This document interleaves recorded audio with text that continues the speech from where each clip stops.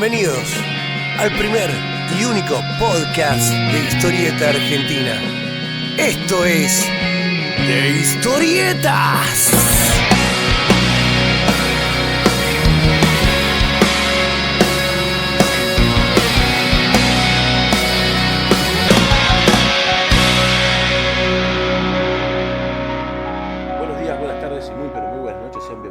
Capítulo de Historietas. En el día de la fecha voy a decidir irme un poco por la tangente para conversar de algo que tiene que ver con la historieta, pero en realidad es una excusa para hablar de cine. ¿Por qué? Porque hace días, muy recientemente, tuvo su estreno comercial un filme intitulado La Sudestada, que adapta la historieta homónima de Juan Sáenz Valiente. Imagino que si estás escuchando este programa sabes quién es Juan y probablemente hayas leído La Sudestada. Y para conversar al respecto está conmigo uno de los directores, el señor Edgardo Dieleque. ¿Cómo estás? Hola José, ¿cómo estás? Saludos a todos.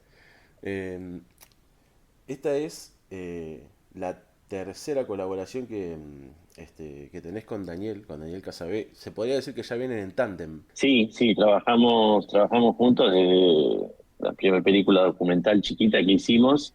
Después hicimos un segundo documental sobre Malvinas y bueno, esta es nuestra primera película de ficción. Y sí, venimos trabajando hace tiempo, nos conocemos desde la secundaria, te diría, así que somos amigos hace mucho tiempo y bueno, eso hace más fácil también la colaboración, ¿no? Es más fácil laburar, ¿no? Cuando trabajas con alguien que conoces hace mucho, no solo de la vida, sino de la dinámica que tenés. Sí, yo creo que por lo menos para nosotros es así y repetimos también alguna gente con la que habíamos trabajado en nuestro documental anterior, por ejemplo, el director de fotografía que es Leonardo Hermo y el productor Alejandro Israel también son amigos y alguna gente que trabajó también en La Sudestada la conocíamos previamente. Y eso cuando tenés que hacer proyectos tan intensos, con tantas dificultades, donde en cualquier momento las cosas se pueden complicar, bueno, es como que estar con alguien de confianza, de mucha confianza, bueno, que puede entender la intensidad del proceso es muy importante. Una de las cosas que más me intriga, o que me intrigó cuando conocí que se iba a hacer esta película, es cómo llega a vos, cómo llega a tus manos el material original, cómo llega a vos La Sudestada. Mira, yo recuerdo, no lo tengo tan claro. Me parece que yo había leído alguna nota o alguna reseña sobre La Sudestada, sobre la novela gráfica, porque yo no era un lector habitual, no soy como un seguidor de cómic en general, si bien he leído algunos y eso, pero no es que estaba, viste, que voy a los locales o los lugares donde se leen cómics. Entonces la vi por algún lado y me acuerdo que me había llamado la atención, por un lado que era como un detective privado raro y por otro lado como que transcurría en Tigre, en el Delta. Entonces me había enganchado por ese lado y cuando leí algo sobre eso, bueno, la fui a comprar y ahí la empecé a leer y me encantó de entrada. ¿Y en qué momento surge la idea de decir, bueno, voy a hacer una película de esto, más allá del regocijo que te haya causado leerla? Bueno, en ese momento nosotros veníamos con Dani, con mi socio, que hacemos cine, trabajando algún proyecto para hacer una película de ficción. Estábamos con un proyecto, un guión original que no estaba terminando de salir y siempre con la idea de hacer una adaptación, que es un camino que en la historia del cine es bastante común, la adaptación, en general de novelas, ¿no? O de cuentos o de obras de teatro que se adaptan, muy común, y es bastante común también para óperas primas de ficción, como un primer paso, como para entender un poco mejor la dinámica, qué quiere decir, ¿no? Transponer visualmente algo. Y bueno, cuando yo vi el cómic, le vi posibilidades por todo el tono que manejaba también, porque está muy bien hecho el cómic, además visualmente uno ya puede imaginar las posibilidades y bueno, y sobre todo porque conectaba con muchos intereses que teníamos en ese momento, como filmar El Tigre, hacer un policial, trabajar con el cine de género, que es algo que se trabaja por ahí poco, y además el sentido del humor que tiene el cómic, y nosotros hicimos una primera película que es un documental, pero es casi una comedia, que se llama Cracks de Nácar, que la recomiendo por acá porque funcionó muy bien, que es un documental sobre dos amigos que juegan al fútbol de mesa con botones de ropa. Recordemos, Entonces sentíamos, sí, ustedes hicieron Crash de Nácar y después hicieron La forma exacta de las islas, que es el documental sobre Malvinas que mencionaste al principio. claro. Y bueno, y en ese Cracks de Nácar hay un poco una cosa de la amistad entre hombres grandes, son como dos amigos viejos, y había algo parecido en La Sudestada con los amigos, ¿no? El mundo de los amigos, que también nos interesaba filmar y que pudimos ver que el cómic, que La Sudestada tenía un sentido del humor parecido al nuestro. Así que ahí yo le escribí al autor, a Juan Sáenz Valiente, no me acuerdo si le pedí el contacto a alguien o le escribí incluso por Facebook o algo así. Así que de entrada, bueno, pegamos buena onda y comenzamos a charlar sobre la intención. Y bueno, ahí empezó el proceso, que fue un proceso largo porque, bueno, uno va haciendo versiones, viendo qué cosas pueden funcionar, cuáles no. Es otro lenguaje, ¿no? Parece mucho más cercano que, por ejemplo, adaptar una novela, porque el cómic en sí ya tiene un storyboard casi, ¿no? O sea, tiene como recortes de Buenos Aires, por ejemplo, ¿no? Muy bien, además una novela gráfica hiperrealista, ¿no? Donde, donde Juan parece trabajar con fotos casi directamente, ¿no?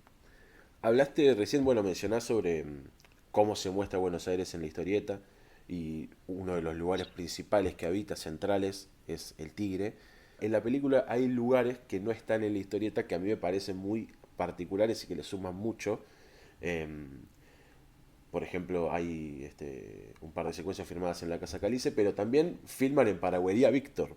En qué momento entran esas, en qué momento entran esas cosas, esas ideas de... Es un poco sacarse el gusto de filmar puntos de las ciudades que a ustedes les gustaron o, fue algo que fue surgiendo. No, es un poco las dos cosas. O sea, por un lado, nosotros al adaptar la novela gráfica a una película, teníamos que, por un lado, como darle más particularidad a los personajes. Entonces elegimos cierto tipo de espacios para, por ejemplo, el personaje de la coreógrafa que hace Katy Aleman.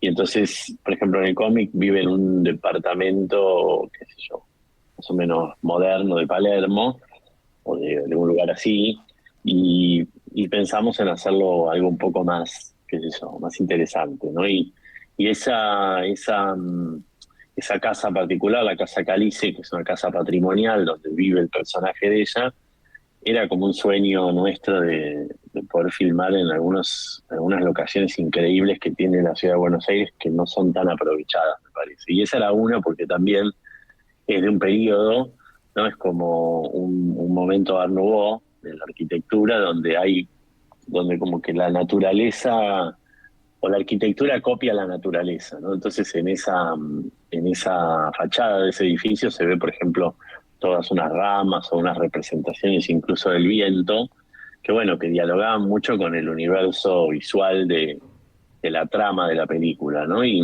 después la paragüería, por ejemplo, que es otro caso, la Casa de Paraguas Víctor, que es un negocio real, también es una especie de homenaje a oficios que están desapareciendo, ¿no? Y que bueno, que tenían otra idea y donde también nos permitía a nosotros hacer un homenaje y a la vez darles como un espacio propio a los personajes. Ahí es donde trabaja el mejor amigo del protagonista, Villafañe, es el detective.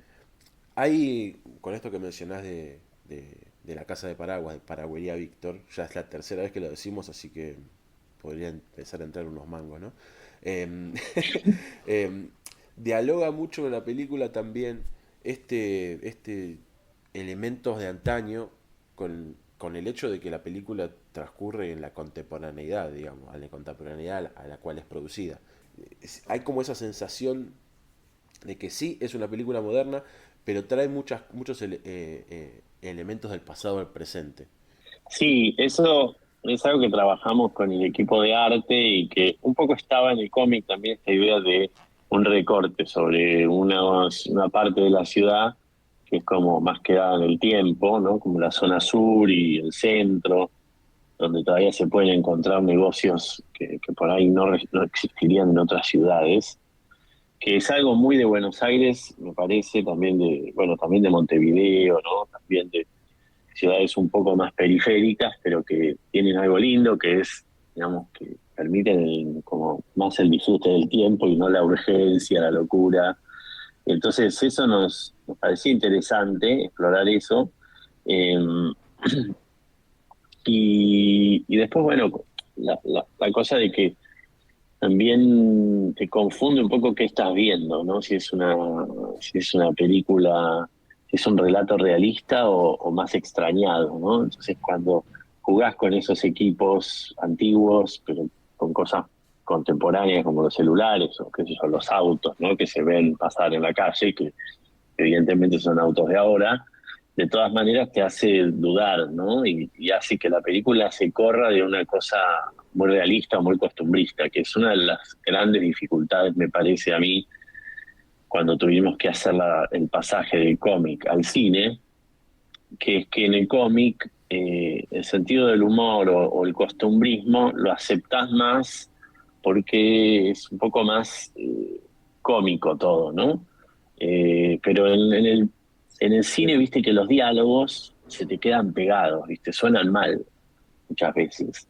Entonces, como en el cómic no hablan los personajes, o sea, hablan pero sin voz, uno les pone un poco ese tono, ¿no? Sí, como que lo Eh, completás vos el diciendo, tono que no tiene, digamos. exacto. Y cuando haces eso en cine, la imagen y el sonido queda mucho más pegado.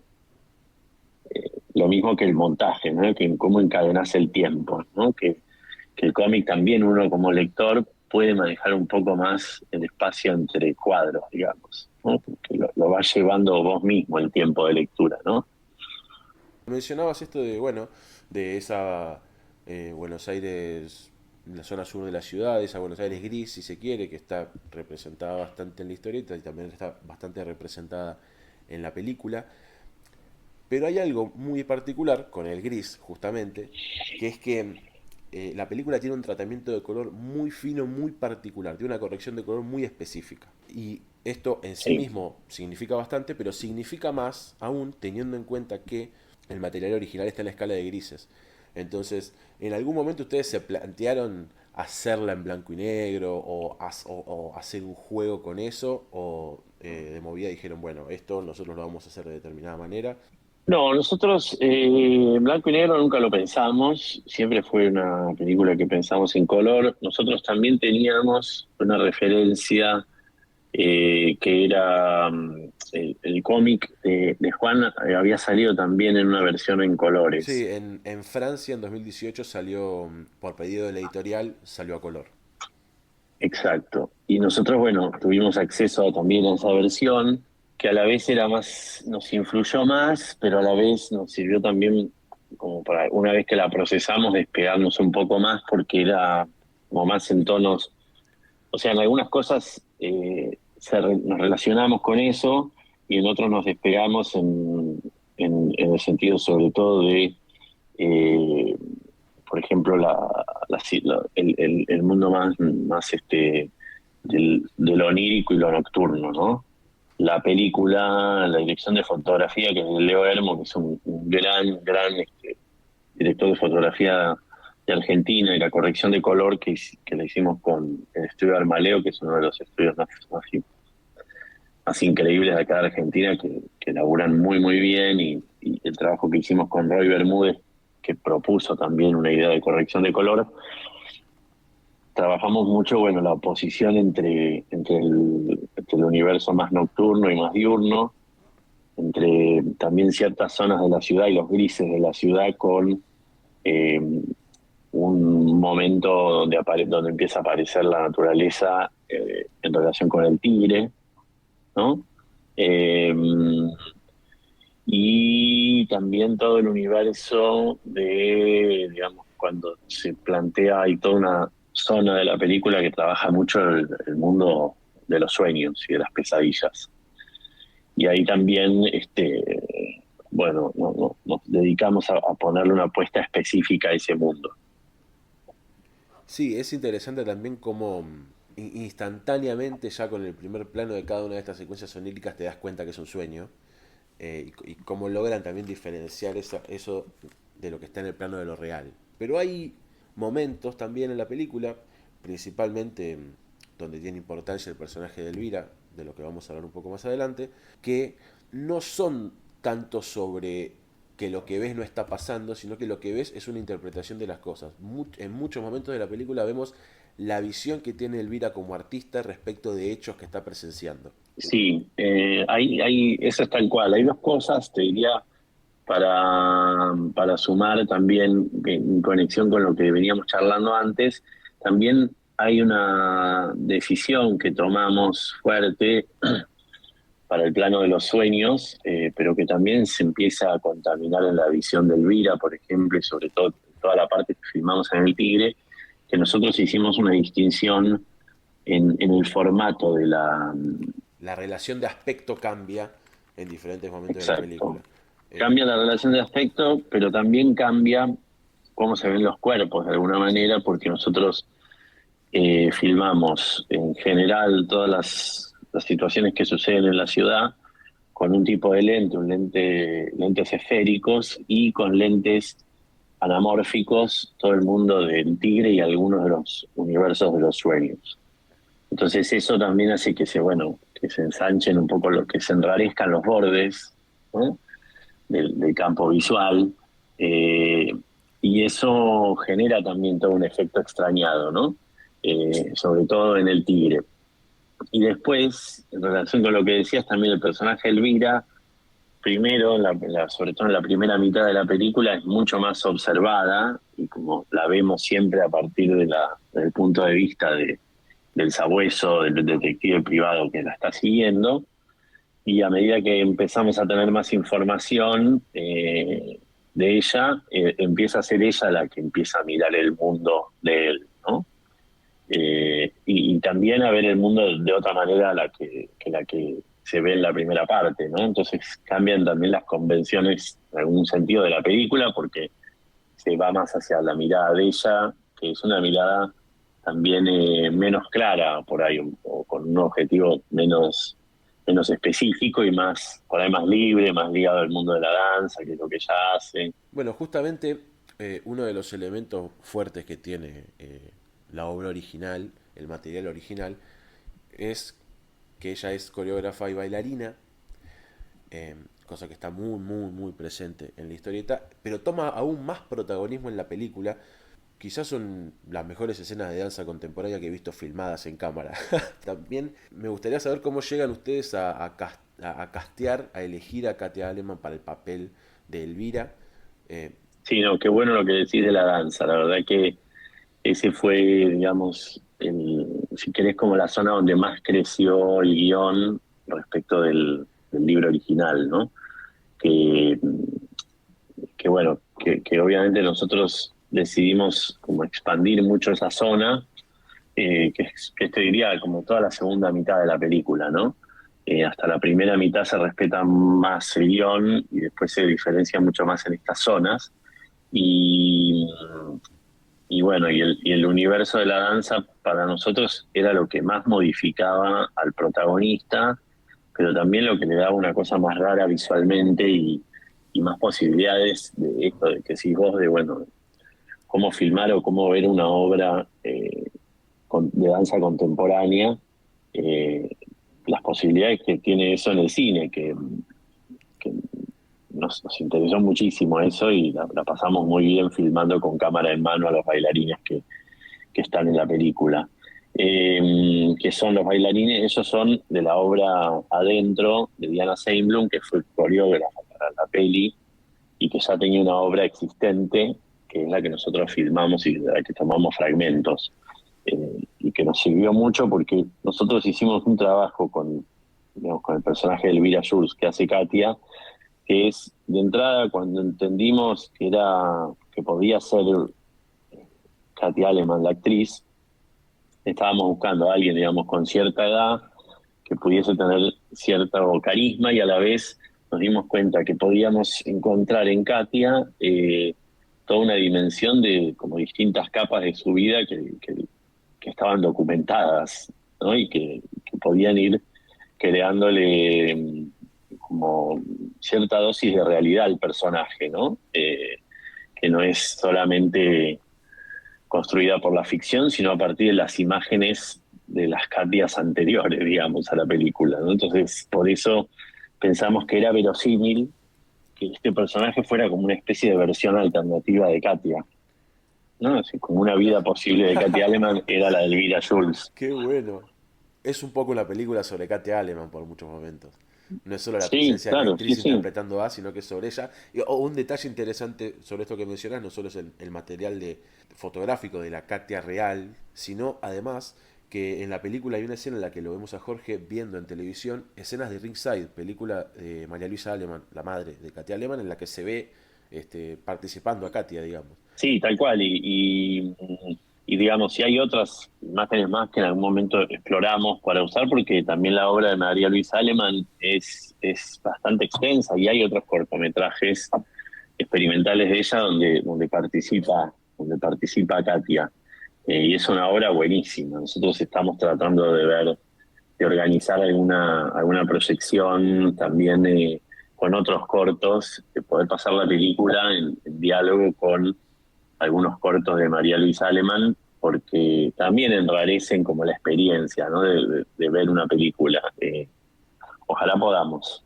Sí, también me parece que en ese empate lo hace crecer bastante. Eh, otra de las cosas interesantes que tiene la película, que lo adelanté un poquito antes en una de las preguntas, es que también crece mucho el personaje de Elvira. Tiene mucho, si bien es bastante protagonista en el material original, eh, tiene un protagonismo más central en la película y se va volviendo protagonista a medida que avanza la historia. Como que la película, como mencionaste antes, se va transformando, empieza como algo y se va transformando incluso en otra cosa. Em, este protagonismo más predominante que va teniendo Elvira a medida que avanza el filme, ustedes lo fueron, eh, también es algo que surgió desde un principio, fue parte del proceso creativo, surgió junto con Katia, ¿cómo lo fueron manejando? Mira, esto fue, fue un proceso, ¿viste? En el sentido de que las primeras, o sea, ¿viste? Un guión, normalmente, y como además es nuestro primer guión de ficción, trabajamos también con Martín Maurey, que es un gran guionista, y Agustín Aliendo, fuimos, ¿viste? Haciendo versiones, ¿no? En la primera versión era mucho más pegada a la historia original y había cosas ahí que no nos funcionaban tanto, entre ellas como, bueno, parte de la trama que tenía que ver con la bailarina, ¿no? Con la coreógrafa. Como que había algo ahí que necesitaba mayor desarrollo y bueno, lo fuimos un poco testeando con lectores amigos, con la propia Katia también, cuando le pasamos el libro, el primer libro que teníamos, la primera versión, o la segunda que le pasamos a ella.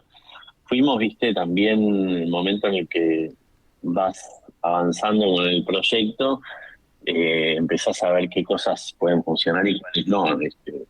Y obviamente también hubo cosas que filmamos que no incluimos y que quizás no tendríamos que haber dejado en el guión, pero bueno, que necesitábamos probarlas también, ¿no? Y después ver si funcionaban o no en la isla de edición y si le encontrábamos o no que coincidían con el tono de la película. ¿Viste? Que eso es lo más difícil en realidad, esa parte, ¿no? Entender cuál es el tono de una película o de una obra. Eh, o sea, eso fue lo más difícil de adaptar y que creo que nosotros le impusimos, digamos, otro tono al cómic, que en gran parte creo que que viene por el lado del crecimiento del personaje de Elvira. Si yo le recomiendo a alguien esta película y me preguntase qué género de película es, sería muy difícil encasillarla en un género porque pareciera al principio que es una historia de detectives o que es una historia sobre alguien queriendo develar un misterio sobre algo y termina tratándose sobre el proceso creativo de Elvira como coreógrafa, que la vemos al principio de la película luchar con con su elenco, digamos, no literalmente, que no le encuentra la vuelta a lo que quiere contar, y termina encontrándose en un momento eureka, y en ese momento, en la cabeza, a menos a mí me pasó que me hizo el clic y digo, no, claro, la película al final se termina tratando sobre ella, encontrando la obra que no estaba encontrando, encontrando las partes de la coreografía que no estaba encontrando qué contar con, con su coreografía. Si vos tuvieras que encasillarla en un género, ¿podrías? No, ahí es re difícil, la verdad que me parece que es como un animal que va mutando, ¿viste? Es como que va metamorfoseando la película y como que al principio arranca con algunas premisas del género detectivesco y después se va enrareciendo. Me parece que eso está igual en el cómic también, ¿no? Si vos decís, bueno, ¿cuál es el género del cómic original?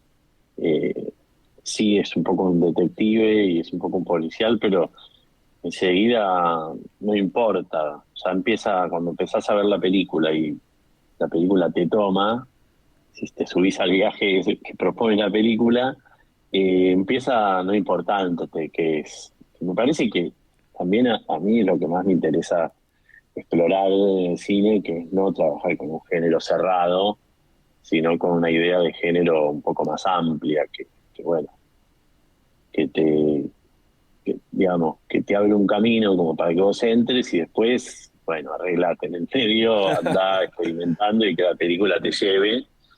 Y, y yo estoy conforme, digamos, nosotros estamos muy contentos con el resultado de la película en ese sentido, en el sentido de que es bastante abierta y que las reacciones que tuvimos cuando la mostramos, sobre todo estas últimas funciones en el Festival de Cine y en las primeras funciones en el estreno, es un poco de un viaje un poco misterioso que no sabes por dónde va, pero que salís mejor.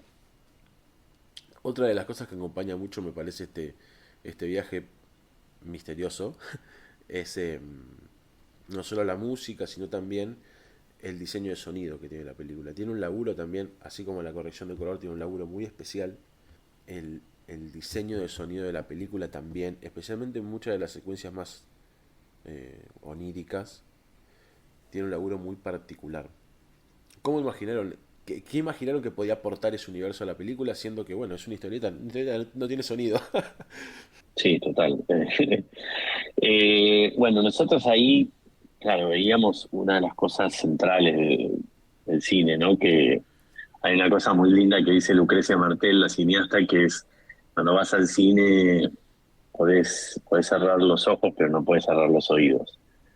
Que es como una de las cosas centrales de la diferencia del cine con otros lenguajes, que es que también el cine te toma más, o sea, la parte sonora, ¿no? Es como que funciona además de manera inconsciente. Uno no termina de saber qué está escuchando, qué está oyendo, pero ya funcionó, digamos, ya operó en lo que la película está haciendo con uno, ¿no? Y ahí nosotros quisimos trabajar con dos personas que conocemos mucho, con las que habíamos trabajado, que son por un lado Santiago Fumagalli, que es una de las personas que estuvo a cargo del diseño sonoro de la película, que nada, es un crack total. Él estuvo trabajando en las películas de Lisandro Alonso, es el diseñador sonoro de Argentina 1985, trabajó con Alejandro Fadel en algunas películas muy raras como Muere Monstruo Muere. Gran película. Bueno, y es alguien que es como un enfermo obsesivo del trabajo sonoro y bueno, nosotros fuimos a darle esta película también para que haga sus locuras, sobre todo para pensar todo este universo de los sueños, del tigre, ¿no? Cómo suena el tigre, qué quiere decir estar ahí. Y después la música, ¿no? También la música que le pedimos a Leo Martinelli, que tiene una banda, Tremor, pero él hizo la música para nuestra película y realmente es alguien que es como súper complejo, súper inteligente y muy sensible a la vez. Entonces la película tenía que tener eso también de momentos de emocionarte, ¿no? De poder llevarte por ese lado, sin que se vuelva muy meloso todo, ¿no? Y ese, bueno, era un límite difícil que yo creo que es uno de los grandes trabajos, viene por el lado de que la música consiga eh, expresar eso, a la vez que hay, bueno, por ejemplo, cuerpos bailando, ¿no? Toda una combinación muy difícil.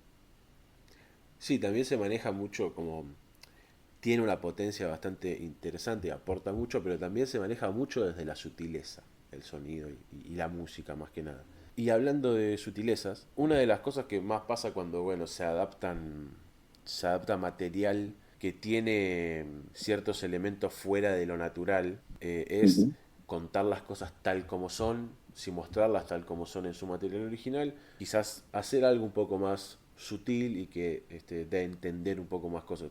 Ustedes en la sudestada dijeron, no, si en un sueño al personaje de Elvira le salen rama de los dedos, nosotros vamos a mostrar que le salen rama de los dedos. Si en un sueño a Jorge se lo traga el piso, vamos a mostrar que se lo traga el piso. Y tiene un laburo de efectos especiales que en lo sutil muestra muy bien, digamos, y funciona en cámara, digamos. En algún momento se plantearon, bueno, los sueños los vamos a reinterpretar un poco, o de movida dijeron, bueno, esto lo vamos a mostrar así tal cual como está. Eso fue uno de los ganchos, te diría, de la adaptación que más allá del guión, te diría, o de la historia en sí, tenía que ver con las posibilidades visuales. Nosotros ya, digamos, la gente que hace VFX en la película también son gente muy conocida nuestra, amigos, algunos de ellos que con los que trabajamos hace también en otros proyectos y que sabemos que son también tremendos y que sabíamos que eso podía quedar muy bien hecho. Entonces, por ejemplo, hay un sueño en donde el personaje del detective un poco se lo traga a la vereda. eh, Eso sabíamos digamos que los muchachos de FX podían hacerlo muy bien y queríamos nada pasar por ese desafío de que el cine argentino hiciera esas cosas también, ¿no? Eh, Eso por un lado. Después hubo también algunas dificultades, obviamente, a la hora de transponer los sueños, que nos hicieron también como, bueno, probar otras cosas. Y ahí, bueno, probamos algunas otras, ¿no? Por ejemplo, hay uno de los sueños que no existía en el cómic original, que pensamos en otra cosa y que surgió durante el rodaje. Queríamos probar otra idea y finalmente a veces pasa que un poco improvisando, probando cosas durante el rodaje, se te ocurren otras soluciones, ¿no? Es interesante que hables de soluciones porque quiero llevar la charla un poco más hacia problemas que te pueden surgir, como las dificultades que te que puedes llegar a tener filmando en el Tigre. No sé si tuvieron algún tipo de problema, si en algún momento se levantó el río, si en algún momento les llovió, primero eso, y segundo, cómo lograron las escenas de las tormentas, que también es otra de las cosas Mira, que... por suerte no llovió, quizás eso lo podríamos haber controlado igual más, incluso nos podría haber funcionado, pero te diría que lo más complejo fue el tiempo. Nosotros teníamos 5 días en Tigre para filmar todo lo que filmamos ahí y realmente si vos ves la película, la cantidad de escenas, alguien que trabaja en cine, ves un poco todos los lugares que hay, 5 jornadas y hacer todo eso es Muy intenso, muy intenso. muy intenso y también con muchas dificultades. O sea, muy aceitado el equipo, pero también algo de suerte, obviamente. Tuvimos, te diría, dos complicaciones. Una era la sudestada misma. Es decir, en la mitad de la semana, sobre el final de la jornada, empezó a crecer el río, y no se sabía si íbamos a poder volver al día siguiente. Y ahí, si no volvíamos, no sé cómo eso iba a afectar nuestro rodaje, la verdad. Por suerte, sobre el final de la medianoche, ahí es como que empezó a bajar de nuevo, cambió el viento y bueno, pudimos volver sin problema. Eh, y después la otra, tenía la limitación de los traslados, ¿no? Yo estaba, por ejemplo, empecinado en filmar una escena en el Paraná y que se viera la amplitud del río, que no fueran solo, viste, arroyos chiquitos y cerrados, sino que se pueda ver, bueno, lo increíble que es el delta, porque el delta está al lado de Buenos Aires y tenés un río tipo amazónico al lado. El Paraná es enorme realmente. Bueno, a mí me parecía que eso había que mostrarlo, pero desde donde nosotros filmábamos en la casa, donde baila Elvira, hasta ese muelle en el Paraná, bueno, había 45 minutos de lancha colectivo. Claro. 45 de ida a veces y por ahí eso, 30, 40 de vuelta. Es mucho tiempo en una filmación ajustada. ¿Cuánto tiempo duró el rodaje principal de la película? Más o menos, si tenés las El fechas en la rodaje cabeza. sí, no, eso viste, está siempre muy estipulado porque es un rodaje con financiamiento del Instituto del Cine, que funciona todo muy regulado. Fueron 4 semanas de cinco jornadas, es decir, 20 jornadas en total. No, claro, es Sí, increíble. sí, es increíble. No, no, es increíble. Para la gente que está en cine y que sabe lo que implica una jornada, una semana, es la cantidad de locaciones que hay en la película es realmente increíble. Claro, porque es que me alucina el dato. O sea, la filmaron en un mes, menos de un mes, digamos. Qué locura. La filmamos en un mes, exactamente 4 semanas. Descansábamos, ponele que descansábamos los fines de semana, pero los rodajes eran de lunes a viernes, sí, con la jornada del sindicato, que normalmente es entre 10 y 11 horas. Sí, muy intenso, muy, muy intenso. En el medio con el trajín de ir a filmar al Tigre, con todo lo que hay que trasladar al Tigre. No, increíble. Sí, después filmar, viste, que yo, la paragüería que queda en San Cristóbal, después la casa de Calice que queda, bueno, en Balvanera, después la casa del detective por Once, después filmamos en Zoológico también, Es que verdad. Otro de los lugares había que... Sí. traslado, pero bueno, también implica no hacer ruido por los animales. No, fue igual una aventura espectacular, ¿no? O sea, te digo, por suerte no hubo viste, complicaciones en el sentido de que nos quedamos con las ganas de que no pudimos hacer tal o cual cosa. Pudimos hacer la tormenta, que quedó muy bien, creo. Digo, la crecida, la subestada y una lluvia en donde, bueno, llueve en el medio del Tigre de manera artificial, con torres de agua y turbinas. Eso es alucinante, ¿eh? Claro, sí, sí, sí, eso fue genial. Y eso, esas escenas las filmaron en uno de estos 5 días de rodaje que tuvieron en el Tigre, digamos. Sí, el día entero fue para eso. Wow. Claro, aparte tenés muchas secuencias que te consumen mucho tiempo de logística, de un montón de cosas. Y ahora que mencionabas también todos los lugares donde fueron filmando, otro de los elementos que se me viene a la mente de la película, que habíamos mencionado un poco antes, el contraste del urbano con la naturaleza, es interesante cómo el zoológico es como una especie de punto de transición entre los dos lugares que habita la película, digamos, que son la ciudad y esta casa en el Tigre, digamos, ¿no? Rodeada de agua, de verde. Sí, el zoológico era un espacio que yo tenía muchas ganas de filmar siempre. O sea, creo que casi que lo quería meter deliberadamente. Creo que funciona así como vos decís, como una especie de lugar transicional. Y también como esta idea de que, sí, cómo piensa la naturaleza las ciudades, ¿no? Todavía el zoológico también es una cosa que está desapareciendo, ¿no? Como que hoy en día los zoológicos los quieren retransformar, correr los animales, por razones obvias hoy en día, pero bueno, no deja de ser también un lugar con una arquitectura rarísima, con ruidos raros también, ¿no? Entonces, también se prestaba como para construir una escena que está en el comienzo de la película, que era interesante, que bueno, ella va a mirar a las aves, ¿no? Y ¿qué quiere decir cuando ella mira a los flamencos? ¿En qué estará pensando? Es interesante cómo también la película arranca con esa secuencia donde Jorge la espía mientras ella está viendo digamos, a los flamencos en el agua. Y la película, una de las últimas escenas, es ella viendo a Jorge y a su marido pelear en el barro.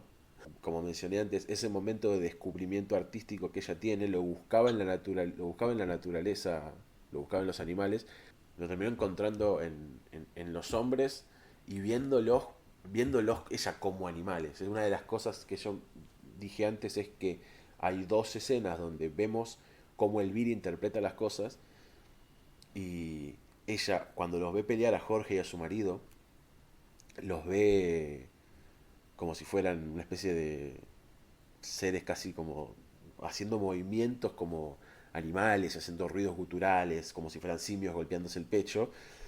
Y todas estas cosas son cosas que, junto con otros elementos que vamos a mencionar a continuación, no están o no están así en la obra. Que forma parte de esto, ¿no? De que la película se va transformando y se va convirtiendo en el proceso creativo de Elvira. Sí, en el proceso creativo y un poco también en cómo va cambiando ella, también a partir de cruzarse con este detective, que era por ahí nada que ver con el mundo de ella, porque también se le mete un poco en sus sueños, ¿no? No quiero spoilear el final, pero también tiene algo de inexplicable el final y tiene que ver con la mirada de ella, pero quizás también con la confluencia con el nuevo Jorge, digamos, Claro. eh, cómo fue cambiando. Ahí nosotros pusimos a jugar varias cosas en la película. Una de las cosas es que está la obra de Diana Seinblum adentro, que era como una inspiración para pensar, bueno, si vamos a meter danza, ¿qué tipo de danza? ¿Cómo estaría la danza? Porque en el cómic original había una idea de danza que te la tenés que más imaginar, porque no la podés ver en Sí, detalle, porque es un cómic. no hay movimiento tampoco. O sea, el movimiento Claro, está entonces sugerido, digamos. está sugerido, un poco suspendido y eh, es más difícil.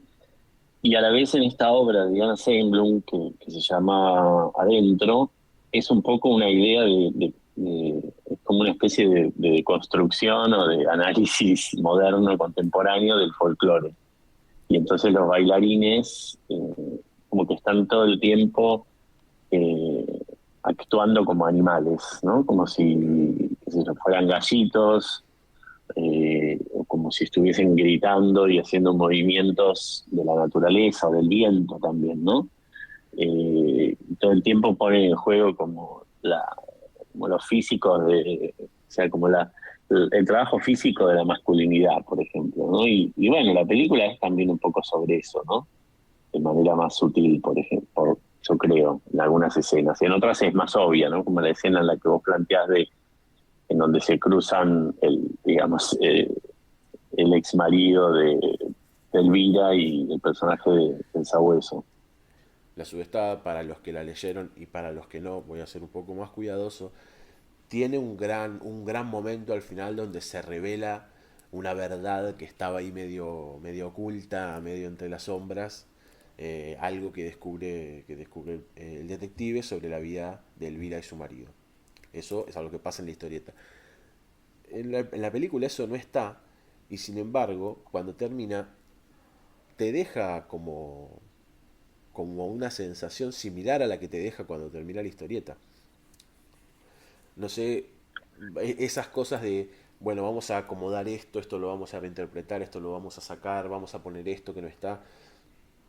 Ese armado del que en el guión, ese proceso de escritura y reescritura, eh, fue algo que pasó más durante la escritura del libro o es algo que hay de estas cosas que vos me mencionaste que filmaron y al final no quedaron que quedaron en la edición, digamos. No, nosotros, te diría, para nosotros, el guión que llevamos a filmar ya tenía, lo que sí tenía diferente era como la resolución del caso, eh, digamos, aquello que descubre el detective, que descubre Elvira, no es lo mismo en el cómic que en el guión, y nos parecía que estaba bien eso, modificar eso, que no, que no funcionaba tan bien en la película, porque parecía que el descubrimiento del cambio de los dos personajes tenía que ir por otro lado. Y nos fuimos dando cuenta en las reescrituras del guión. Y también después nos pasó en el montaje, que eso tampoco quiero spoilear el final de la película, pero eh, teníamos como una idea de final que filmamos, donde había un estreno de una obra con algo de público, como un poco más por ahí convencional que el final que hay ahora. Y después, cuando estábamos viendo las imágenes y editando, cuando vimos algunas de las escenas, en particular la que ahora está en el final, que no la vamos a contar, nos dimos cuenta que esa imagen era tan fuerte que no podía estar antes del final, porque es como que el corazón de la película estaba ahí, de lo que propone la película, mientras que quizás eso no estaba de esa manera en el cómic original. Es muy interesante cómo conceptualmente mantiene un montón de estas cosas, incluso con todo lo que cambiaron. O sea, es una película que, perdón, te voy a tirar unas flores, a mí me encantó. Este, Gracias. em, No, y es difícil porque para nosotros era muy difícil también en algún momento, esto lo teníamos claro en el sentido de que es más difícil adaptar una obra muy buena que una obra regular. Eh, claro. porque tenés muchas referencias y porque funciona muy bien. Entonces, digo, la solicitada de Juan Sáenz Valiente es increíble. Entonces, el proceso iba a ser complicado porque, bueno, también había que hacer algo diferente, pero ¿por dónde pasaba eso? Creo que se pudo hacer también porque el lenguaje audiovisual tiene herramientas en las que descansamos que por ahí Juan no podía, ¿no? Como cosas como las que hablamos, como la danza o el universo sonoro, que en un cómic son más difíciles de explorar. Me interesa saber también qué otras inspiraciones tuvieron, además de, bueno, de la obra de Anna Semblon y de la sudestada del material original. ¿Qué otras inspiraciones tuvieron a la hora de, bueno, de escribir o de filmar o de plantear el universo de la narrativa visual que tiene la película? De otras películas, por ejemplo, es decir, ¿qué otras inspiraciones tuvieron de otras películas o de otros? Bueno, teníamos diferentes, ¿no? Y por diferentes razones, pero yo recuerdo algo que quizás se ve menos o no es tan claro, pero bueno, una referencia fuerte era para nosotros el cine de Kaurismäki, del director Aki Kaurismäki Sí. de Finlandia, un poco por las locaciones que parecen como todas películas que transcurren en otra época. No sé si lo tenés, pero Sí, sí. es un, bueno, nada, todas sus películas son un poco raras, en el sentido de que parecen todas las locaciones como viejos restaurantes, bares extraños, y también la paleta de colores nos interesaba. Quizás no tanto la luz, ¿no? Que nosotros trabajamos con una apuesta más contrastada, fue un poco la propuesta de ahí relacionar más con algo del cine negro, ¿no? Eh, pero esas películas de Kaurismäki también a nosotros nos traían un poco el mundo de eh, gente que por ahí es más grande, es mayor. Kaurismäki también trabaja con actores por ahí más maduros en algunas de sus películas, y también con lo que nos interesaba también era un poco el sentido del humor de sus pelis. claro. que, que eso nos costó igual encontrarle el tono final, porque los chistes, por ejemplo, ¿no? Que hay en la sudestada en el cómic, funcionan de una manera en el cómic, pero cuando los escuchas no funcionan igual. Claro, tal cual. Y eso, bueno, esos son algunas de las cosas que por ahí filmamos más, como todo el universo con los amigos, que en el cómic está mucho más desarrollado, y que después nosotros nos dimos cuenta que lo teníamos que recortar. Sí, además cuando vos escribís, cuando uno escribe una historieta o un guión de algo, le estás poniendo la voz que le estás poniendo vos, pero después, si eso lo va a interpretar un actor, tenés que dirigir a ese actor para que lo diga de determinada manera, y bueno, ahí Sí, terminás viendo si funciona o no. Mencionabas algo sobre, bueno, cómo Aki Kaurismäki trabaja o suele trabajar con gente adulta o camino, no voy a decir de la tercera edad, pero camino a la tercera edad. claro. Y una de las virtudes que tiene para mí, una de las grandísimas virtudes que tiene para mí Juan Sáenz Valiente, entre todas, es que dibuja muy bien gente vieja y dibuja muy bien gente común. Entonces, a la hora de plantearse, digamos, cómo elegir al reparto, cómo tuvieron en la cabeza esto para elegir a los diferentes actores, eh, viendo esto también, ¿no? Que la obra original, bueno, eh, casi no hay personajes que tengan menos de 50 años. Sí, esa era una de las cosas más originales del cómic, si no la más original, ¿no? Me parece. Que es como correr al policial, que es un género que se queda un poco viejo y que ya se hicieron tantas versiones que es como un lugar común casi, ¿no? Policial. Y Juan le encontró esa genialidad, que además dibujando muy bien esos cuerpos. Ahí eso fue también uno de los ganchos centrales de entender que por ahí se podían traer al cine como algo nuevo, ¿no? Algo que se viera diferente. Sobre todo porque el cine, por ahí más que otras artes, es como mucho más preso de ciertas ideas de cuerpos, Claro, ¿no? tal cual. Y en ese sentido, Katia también, a esta edad, agarrando este papel en otra edad sin ningún tipo de cirugía, digo, es una actriz que siempre estuvo catalogada como una especie de sex symbol, eh, pero hoy en día no, no intentó como mantener o ir contra el reloj biológico, si querés, y intervenirse. Más allá de los juicios, no estoy haciendo un juicio de valor de mal o bien hacer esto, ¿no? Pero me parece que ella es muy auténtica como actriz y eso se nota en su personaje y en lo que puede dar para el personaje. Y bueno, después Juan Carrasco, que le da una dimensión adicional por ahí al detective que había armado Juan, que si bien puede tener esta cara de hosco y como de cínico, a la vez tiene otro físico eh, que el detective del cómic, ¿no? Es como grandote, ¿no?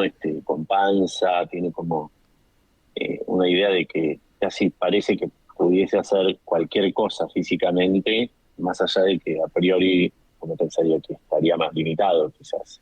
También es interesante cómo, bueno, la historieta La Sudestada tiene como una idea muy particular de lo corporal y de cómo se muestran los cuerpos, como vos mencionaste, y es una película muy corporal, es una película muy física donde los actores ponen mucho de la interpretación en la expresión con todo el cuerpo, cosa que capaz no sucede tanto en el cine, que está como visto esta cosa de en el teatro vos actúas moviéndote en el escenario y en el cine vos actúas con la cara.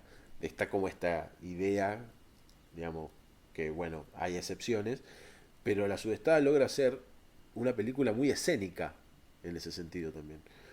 Sí, a nosotros nos interesaba mucho más ese tipo de cine, quizás es también en el cine a veces se trabaja a veces con diálogos o guiones mucho más parlamentados, si querés, o dialogados, y a nosotros nos interesaba mucho más, nos fuimos dando cuenta también al editar la película, pero también mientras filmábamos, mucho más la puesta en escena, las gestualidades mínimas, y después estos movimientos como más trabajados que tienen que ver con el baile, con los cuerpos que se ponen a bailar. Hay otra escena muy linda que para nosotros fue divertidísimo hacer, porque era un poco también casi como una escena de infancia, de una fiesta de disfraces de gente de 60 años, ¿no? Que está en el cómic original, y era una cosa divertidísima. Vos sabés que mientras la miraba, yo pensaba, uy, la van a hacer.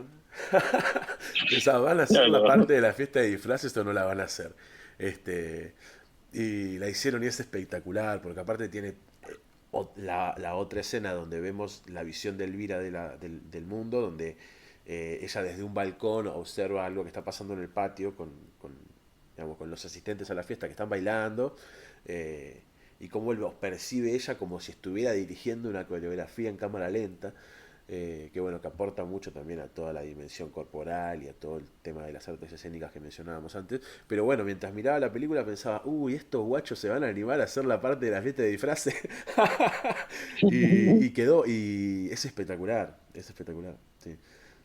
Ay, qué bueno, porque era un desafío también esa escena. Fue además la última escena que filmamos, o sea que fue el último día de rodaje, y nada, fue una fiesta hacer eso y terminar la película con esa escena. Bueno, increíble. Voy a contar un detalle de esa escena que cambia del material original a la película, que es que en la historieta al personaje de Elvira le dan un disfraz de momia, y en la película improvisa un disfraz de momia en el momento. Que es otro detalle muy nimio, muy chiquito, que capaz no puede ser nada, pero le suma protagonismo, le suma al carácter de Elvira. Sí, total. Nosotros ahí un poco definiendo cómo adaptar eso, también era una escena mucho más larga y más dialogada, con más diálogo en el cómic. Sí, hay una subtrama de los amigos de Jorge que... Sí, todo un trama que tenía que ver con la idea de esa escena original, y bueno, la fuimos modificando y también filmando posibles opciones, ¿no? O sea, y después encontrando en el montaje cuál era la forma definitiva, pero sí, esa idea de que ella se disfrazara le daba también un poco más de agencia, ¿no? A ella, como que bueno, toma la decisión ella, en un momento improvisa, ¿no? Y también como que se divierte más. Claro, también es como, me parece que es el momento, como un momento de clic en el personaje de ella, que no solo es esta sección media de la película donde ella va adquiriendo otro rol, sino que también creo que es uno de los primeros momentos de la película donde la ves sonreír.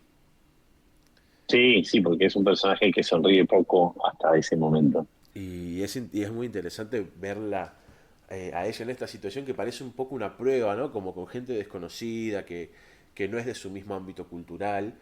Y ves que es el momento donde ella se empieza como a soltar un poco y se divierte. Sí, total. Es como el momento de juego, ¿no? Que la película empieza a abrir y que también empieza a soltar un poco el tono de lo que vas viendo, porque por momentos la película maneja diferentes tonos y registros. Entonces, como espectador, decís, bueno, ¿qué estoy viendo? ¿No? ¿Qué es esto? Claro. Una cosa, un detalle que me llamó muchísimo la atención, que es la libreta en la que Jorge anota cosas, es una libreta en la que Jorge también dibuja. Y se lo ve a Jorge dibujando bastante, y se lo ve con buena mano para dibujar. Tan así que puede ser que los dibujos que hay en la libreta de Jorge los hizo Juan. Sí, tal cual. Ese es como un homenaje al cómic y a Juan. Se nos ocurrió en la transposición de la película. No me acuerdo en qué momento terminamos de definirlo eso, pero nos parecía interesante poder hacer como una relación más directa al cómic en algún momento, pero que no quedara tampoco tan forzada.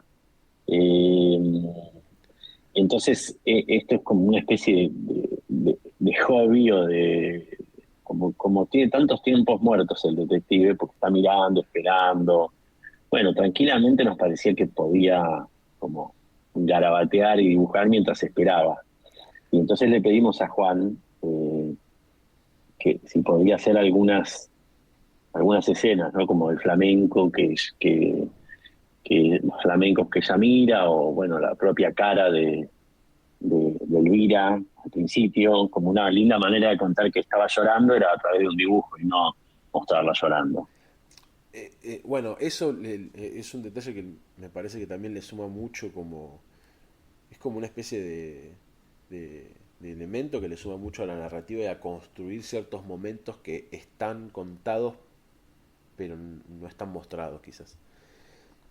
Y me parece muy interesante, Sí, me pareció... Ah, sí, sí, sí, sí, sí, sí. no, sí, que me parece que ahí es donde se juega bastante también cómo contar desde el cine, ¿no? Los momentos que no se muestran, o sea, las elipsis, ¿no? Que es como algo central de la narración, qué mostrar y qué no mostrar, y cómo contar alguna de esas cosas a través de sugerencias, ¿no?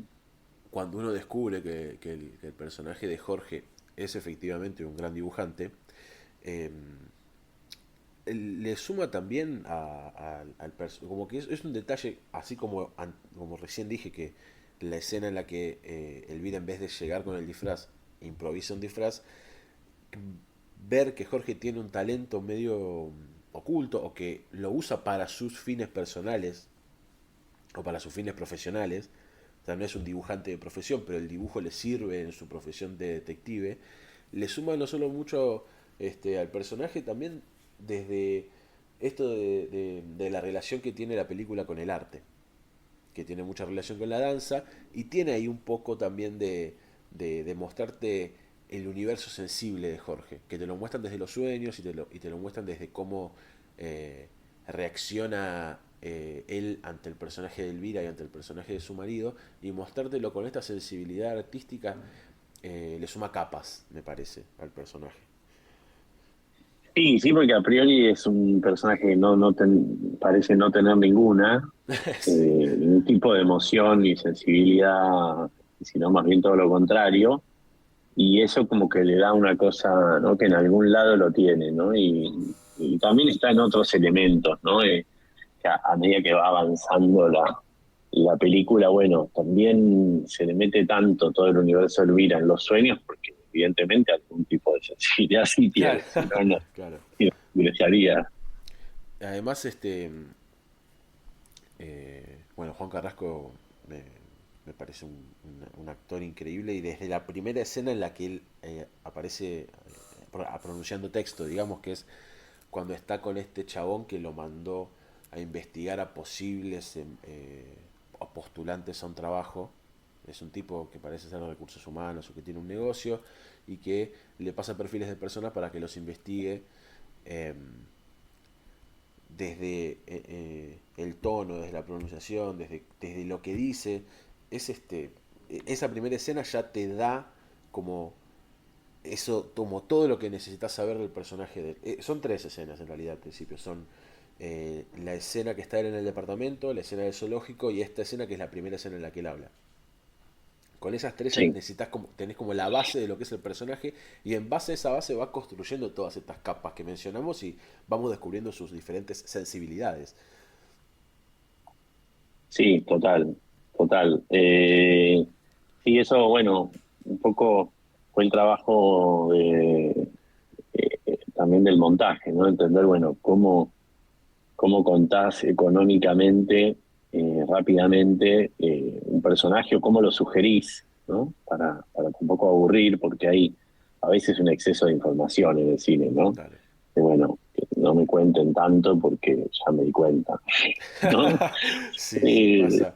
Sí, sí. entonces, en esto estamos muy contentos con el trabajo que hicimos de montaje con Dani Casabé y Andrés Pepe Estrada, porque le fuimos, como que la fuimos condensando a la película.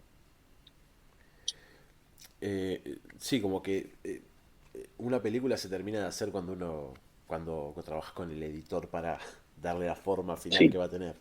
sí, sí, sí, sí. Eh, Otra cosa que quería mencionar, como hablar sobre este el personaje, sobre Juan Sáez Valiente, y es que también aparecen dibujos de él en la secuencia de títulos. Que aparecen dibujos. Sí, Es un juego muy interesante como eh, ves de mano del autor original de La Sudestada la reinterpretación de lo que él, porque lo ves dibujando a los actores y no a los personajes. Eh, ¿Cómo fue el contacto con él?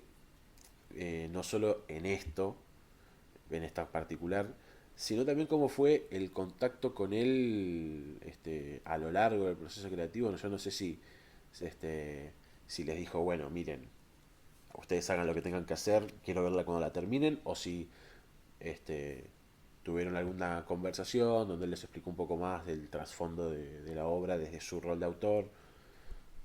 mira, hubo un par de instancias, te diría, casi al comienzo del proyecto.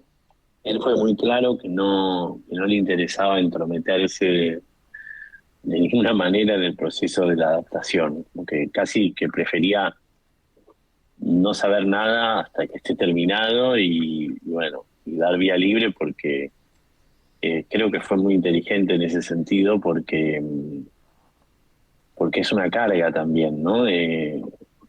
Puede ser muy cansador también, porque siempre es una interpretación, es otra cosa en realidad. Y creo que en ese sentido fue muy fácil para nosotros trabajar así porque nos dio rienda suelta total, nunca preguntó, bueno, cambiaron el final, el personaje este o quién va a ser de tal. Por ahí a veces nos preguntaba como cierta curiosidad, bueno, quién va a ser del sabueso, ¿no? Ese tipo de cosas, pero muy al pasar. Y la otra cosa que sí fue muy importante, que es el que él nos introdujo al detective verdadero de carne y hueso, en quien está basado el sabueso Villamaniez, Qué bueno. y con el que nos juntamos a charlar. Nada, tuvimos una entrevista larga con él y con nuestro amigo guionista Martín Mauregui también, como para entender un poco más algo de un poco del trabajo, de qué tipo de persona es, y ese tipo de contacto fue muy importante para Juan porque además quedaron en relación y nosotros ahora con el ex detective privado también quedamos en relación. Lo invitamos al estreno, estuvo en el estreno, de hecho aparece en la película en un cameo, que es un personaje que está en el bar, que en un momento lo mira al sabueso y como que Qué cruzan bueno. miradas. Eh, Así que eso lo trajo Juan fue muy bueno. Después, obviamente que no intentamos imitar físicamente al original. Y algunos de los casos los escribimos un poco en relación al tipo de cosas burocráticas que tenía como detective privado, que en realidad eran, sí, todas cuestiones bastante poco atractivas o poco glamurosas, más bien todas cuestiones legales, ¿no? Cosas de empleados, y, o sea, nunca un caso como la coreógrafa, Claro. ¿no? Eso se le ocurrió a Juan. Eh, y, y lo que después pasó es cuando estábamos ya con la película terminada, estábamos diseñando con el diseñador Andrés Mendilarzo la secuencia de títulos, eh, se nos ocurrió que era una buena manera de traer un poquitito más el mundo del cómic y bueno, que las caras sean las que un poco las que fueron apareciendo en la película, en la libreta, o alguna cosita más, ¿no? Más allá de los actores, yo me acuerdo que le escribí un mensaje a Juan y le mandé algunos fotogramas de la película, donde están los bailarines, por ejemplo, ¿no? Pero bueno, Juan, ¿podrías dibujar esto? O sea, este fotograma para que esté dibujado y uno y remita no al cómic original, sino que un fotograma literal de la película. Claro. Qué bueno. Eh, para ir cerrando, la película estuvo en el Festival Internacional de Cine de Rotterdam, estuvo en el Bafisi y me gustaría saber si sigue la gira de festivales, si va a seguir, si cómo ven que va a ser el 2023 para la película.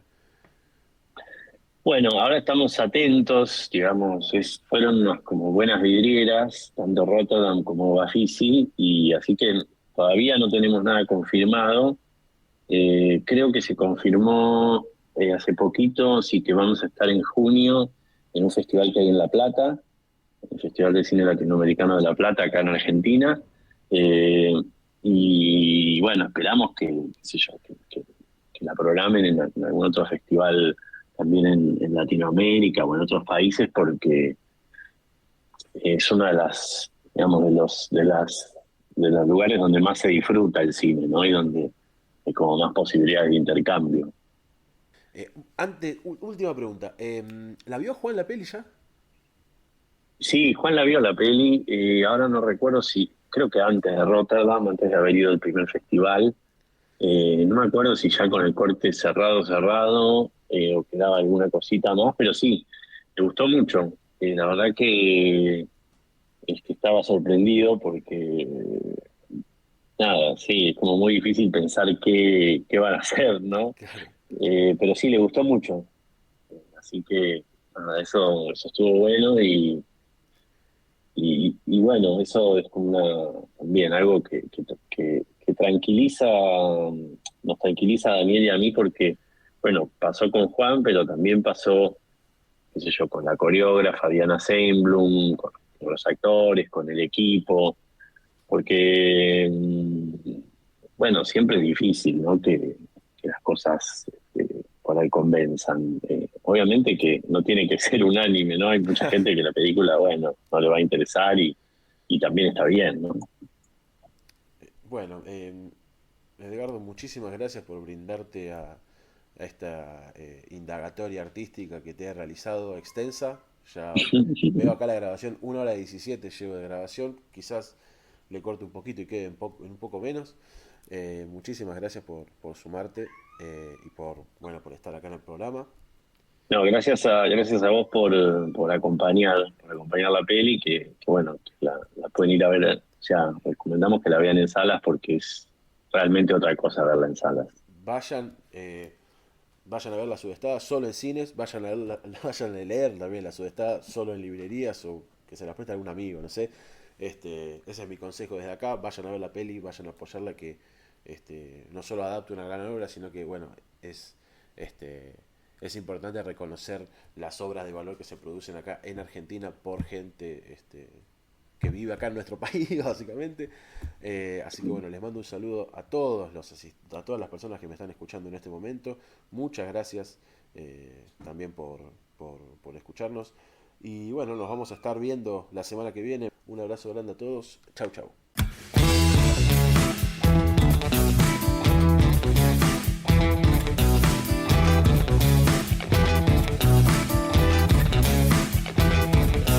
Cada vez que hablas, me desfiguras el tiempo.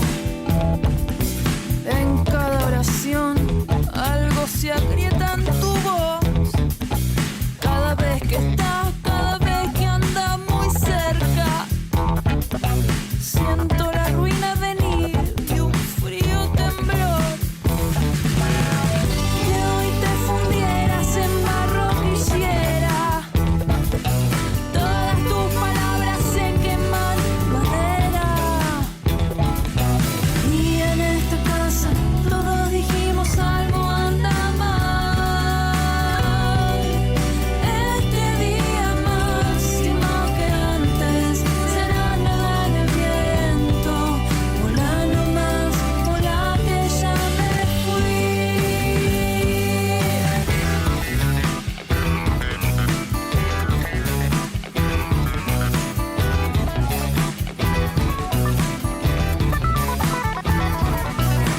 Otra vez me hablas, me desfiguras el tiempo. Chabón, ¿qué te pasa? ¿Estás nervioso?